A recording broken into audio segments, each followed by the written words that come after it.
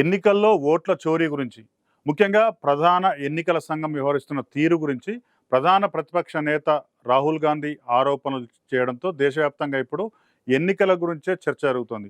ముఖ్యంగా తెలుగు రాష్ట్రాల్లో ఒక బీజేపీ మినహా అన్ని రాజకీయ పక్షాలు కూడా రాహుల్ గాంధీ వాదనను సమర్థించే విధంగానే మాట్లాడుతున్నాయి. ఇవన్నీ ఇట్లా ఉంటే తెలుగు రాష్ట్రాలకు చెందిన మాజీ ఎమ్మెల్సీ ప్రొఫెసర్ నాగేశ్వర్ కూడా ఇవాళ ఒక కీలకమైన ప్రకటన చేశారు. అదేంటంటే 2021లో తాను గ్రాడ్యుయేట్ ఎమ్మెల్సీగా పోటీ చేసినప్పుడు కూడా దొంగ ఓట్లు జరిగిందని ప్రొఫెసర్ నాగేశ్వర్ ఆరోపించారు. 2024 సాధారణ ఎన్నికల్లో భారతీయ జనతా పార్టీ కేంద్ర ఎన్నికల సంఘం కుమ్ముక్కై ఓట్ల చోరీకి పాల్పడినట్లు రాహుల్ గాంధీ ఆరోపించిన మరుసటి రోజే మాజీ ఎమ్మెల్సీ ప్రొఫెసర్ నాగేశ్వర్ కూడా ఓట్ల చోరీ దొంగ ఓట్ల గురించి మాట్లాడడం గమనించాల్సిన విషయం. తన ఎన్నిక సందర్భంగా తార్నాకలోని ఒకే గదిలో 32 మంది గ్రాడ్యుయేట్ల ఓటర్లుగా నమోదయ్యారని, దాన్ని తాము గుర్తించామని ప్రొఫెసర్ నాగేశ్వర్ ప్రకటించారు. తార్నాకలో ఒక ఇంట్లో 32 మంది గ్రాడ్యుయేట్ ఉన్నారు. గ్రాడ్యుయేట్ ఎన్నికల్లో నిజమైన పట్టభద్రులనగానే ఓటర్లుగా నమోదు చేయాల్సి ఉంటే జిరాక్స్ పేపర్లు పెట్టి దొంగ గ్రాడ్యుయేట్లు కూడా ఓటర్లుగా నమోదయ్యారని మరో ఆరోపణను కూడా ప్రొఫెసర్ నాగేశ్వర్ చేశారు. కానీ జిరాక్స్ కాపీలు కూడా ఎన్రోల్మెంట్ చేశారు. ఎన్నికల సంఘం మీద కూడా ఆరోపణలు చేశారు.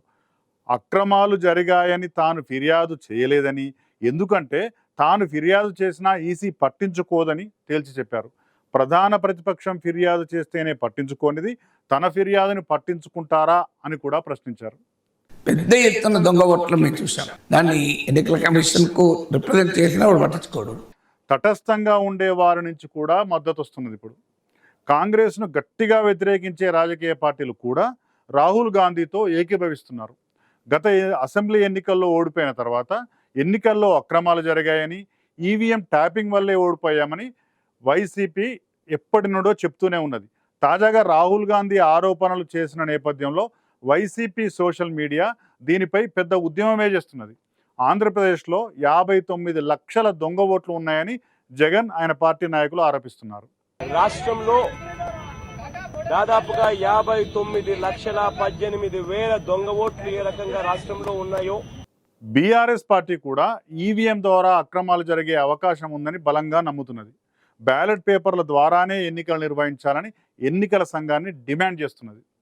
ఎలక్ట్రానిక్ ఓటింగ్ మెషిన్లను పక్కన పెట్టి తిరిగి పేపర్ బ్యాలెట్నే తీసుకోవాలని చెప్పి ఇవాళ మేము మా పార్టీ తరఫున ఎలక్షన్ కమిషన్ కోరాం. మొత్తంగా రాహుల్ గాంధీ ఈవీఎంల పైన, ఎన్నికల సంఘం మీద, బీజేపీ మీద చేసిన ఆరోపణలకు అనుకోని విధంగా అన్ని వర్గాల నుంచి బీజేపీ మినహా మద్దతు లభిస్తున్నది. దీంతో ఇప్పుడు దేశవ్యాప్తంగా కూడా ఎన్నికల సంఘం మీద చర్చ నడుస్తున్నది. బెంగళూరు సెంట్రల్ పార్లమెంటు సీట్లో జరిగిన అవకతవకలపై రాహుల్ గాంధీ ఆధారాలతో సహా పవర్ పాయింట్ ప్రజెంటేషన్ చేశారు. ఈ సందర్భంగా ఆయన పలు ఆరోపణలు చేశారు. కేవలం ఆరోపణలే కాదు, అనేక ఆధారాలను కూడా మన ముందు పెట్టారు.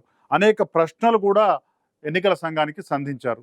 అయినా వాటికి ఎన్నికల సంఘం నుంచి ఇప్పటి వరకు సరైన సమాధానం మాత్రం రాలేదు. మహారాష్ట్రలో జనాభా కంటే ఓట్లు ఎక్కువగా నమోదయ్యాయని, There was this question in Maharashtra that you would have had to have massive voting after 5:30. అన్ని రాష్ట్రాల్లో పోలింగ్ సీసీటీవీ ఫుటేజ్ను ఎందుకు మాయం చేశారని, ఎలక్ట్రానిక్ ఓటింగ్ డేటాను ఎందుకు ఇవ్వడం లేదని, ఒకే వ్యక్తికి చాలా పోలింగ్ బూతులలో ఓట్లు ఎలా ఉన్నాయని, ఒకే రూమ్లో 50 నుంచి 100 మందికి ఓట్లు ఎలా వచ్చాయని, వీవీప్యాట్ స్లిప్పులకు నమోదైన ఓట్లకు ఎందుకు తేడా ఉందని రాహుల్ ప్రధానంగా ప్రశ్నించారు. వీటికి ఎన్నికల సంఘం నుంచి ఎలాంటి సమాధానం రాలేదు.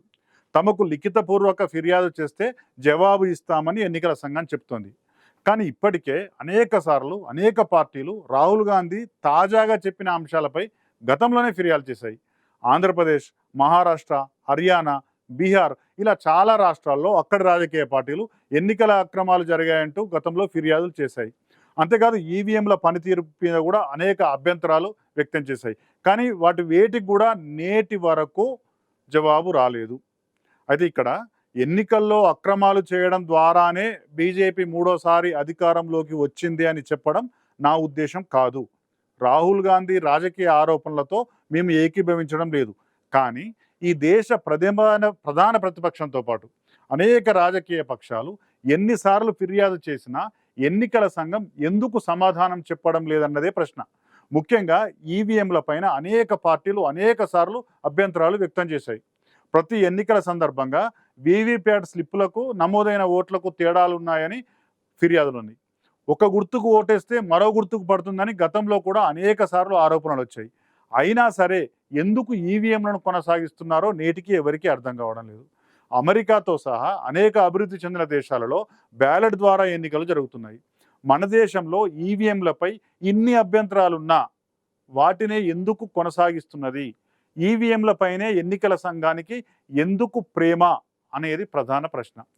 పోలింగ్ సందర్భంగా ప్రతి బూతులో కోట్లాది రూపాయల ఖర్చు పెట్టి సీసీ కెమెరాలు పెడుతున్నారు. ఎన్నికలు ముగియగానే ఆ ఫుటేజ్ని మొత్తం తొలగిస్తున్నారు.